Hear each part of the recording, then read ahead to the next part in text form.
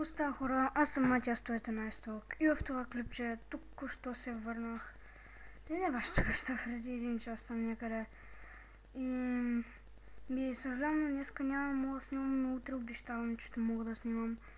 Нямам на идея какво ще снимам. Аз сигурно ще правя как да се изтеглим текстур пак или нещо такова. Или как да се направим скин, т.е. не направим, да се намерим. И нали такива работи.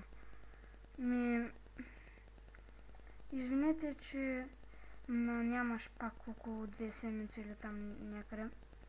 Но повече няма ходя, сигурно. Не знам, но по-нататък сигурно ще ходя. Нямам си никаква представа. Ако не снимам един цял ден през следващите дни, значи съм на плаж почти през цялото време. Защо ние не успеем на плажа и като се приберем трябва да се къпя, после да излизам да играя с приятелите ми.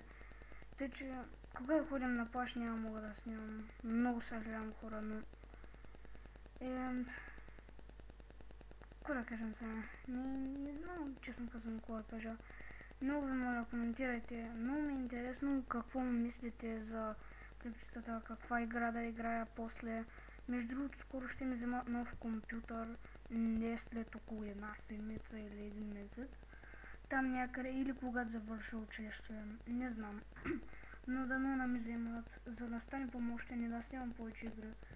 И ако искате, мога да снимам Five Nights at Freddy's на новия ми компютър, ако ми я дадат да я взема от Steam. Не знам, но сигурно ще стане, да се надявам. И добре, както винаги, от мен, бай-бай!